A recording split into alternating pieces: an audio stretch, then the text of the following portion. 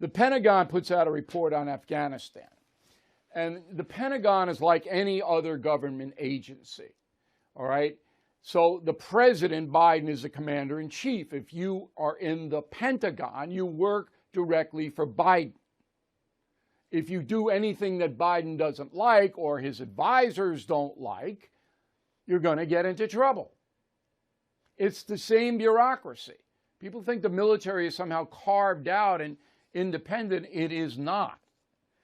So anyway, this report on Afghanistan by the Pentagon, of course, takes no responsibility for the debacle that we saw in August 2021. I mean, no responsibility at all. It says, quote, put it up on the screen, and for those listening on the radio, I'll read it to you.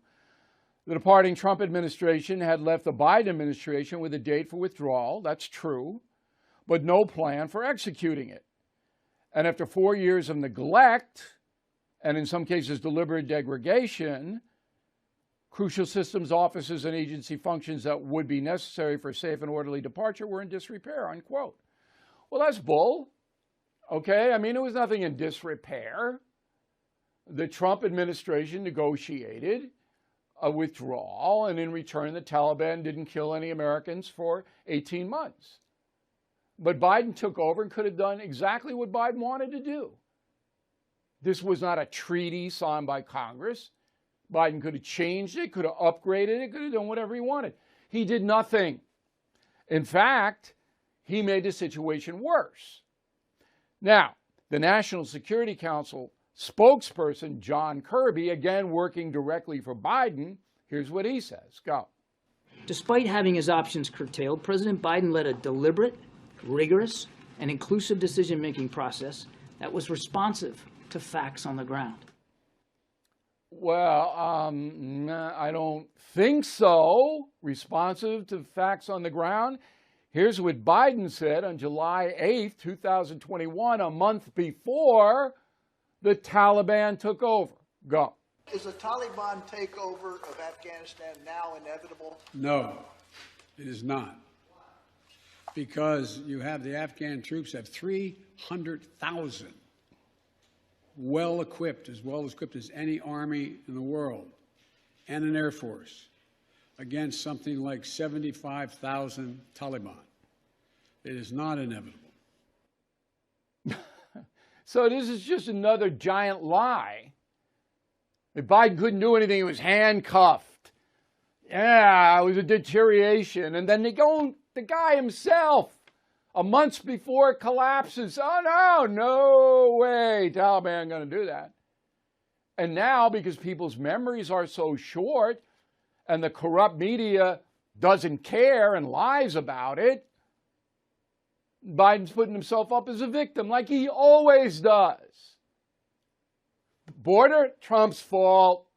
Inflation, Trump's fault.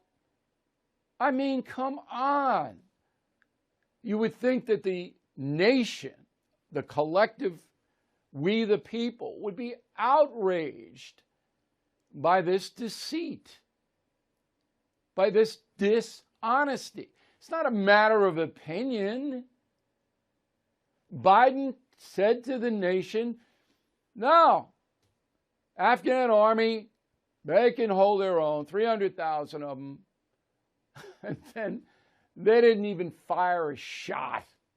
They just surrendered. So the Biden administration didn't know that? Didn't make plans for that? And then you saw all the pictures and all the chaos. 13 Americans killed at the airport, or was it 18? Something like that. I mean, it was just horrible. But again, Biden gets away with this because the press covers up for him.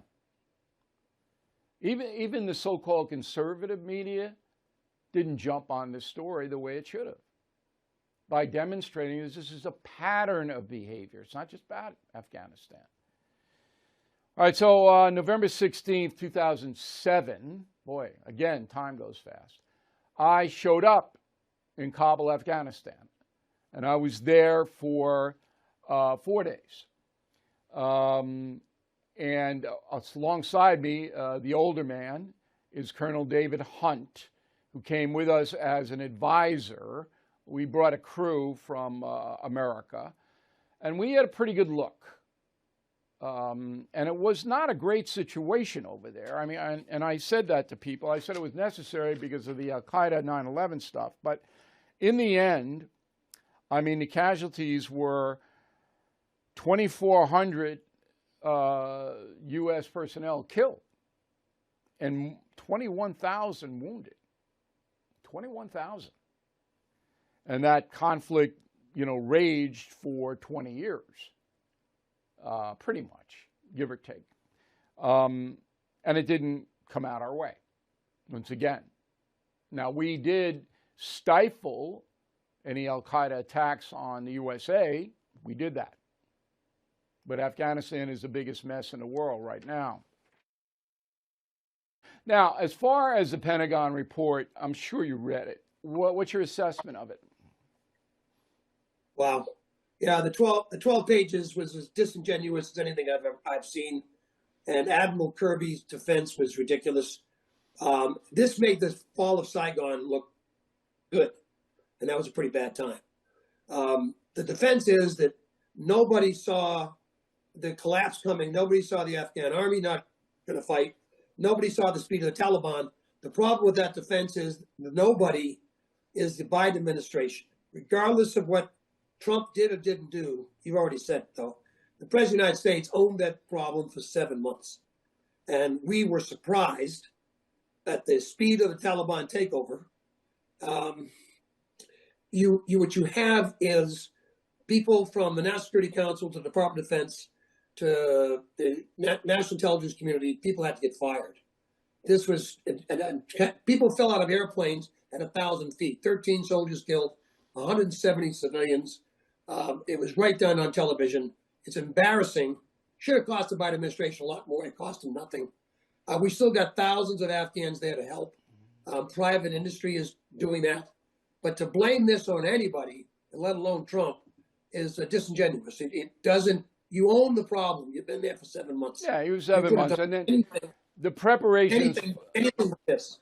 In my opinion, the preparations for the withdrawal was so horrible. All they had to do was keep a residual force in Bagram, guarding the equipment there that we had, okay, with air support. And you tell the Taliban, look, we're getting out of here, but we're going to do it in an orderly way.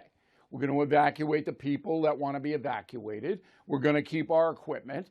And if you don't like it, then we're going to send up some air power and we'll take care of you. That's how you do something like that. But no, yeah. It was just, well, we got to get the hell out of there, so we're going to run. We ran is what we did. If you had 30 days of notice, if you just made the decision about a month out, everything you said could have been done, would have been done. Bagram is clearly the place we visited. It's clearly the place to run this operation. It's 60 miles away from Kabul, as you remember. Kabul is a civilian airport. When we finally made this decision, we put 150 guys, Marine Rifle Company in there, overwhelmed within hours. It was just terrible. But it was terrible because CENTCOM didn't do their jobs. It's terrible because the intelligence community didn't do their jobs. The State Department and the National Security Council, period, did not. 20 years we've been fighting there, and we didn't realize that the Taliban had infiltrated every aspect of Afghan government for the last 10 years, which is why you have this sudden collapse. And the only thing that slowed the Taliban down was getting filled up with gas, because it took them 9 days to go from north to south. Yeah. It's embarrassing. It never should have happened. Horrible. It should cost us. It was for the world to see. Our soldiers once again did their jobs, but the senior leadership once again failed them. All right.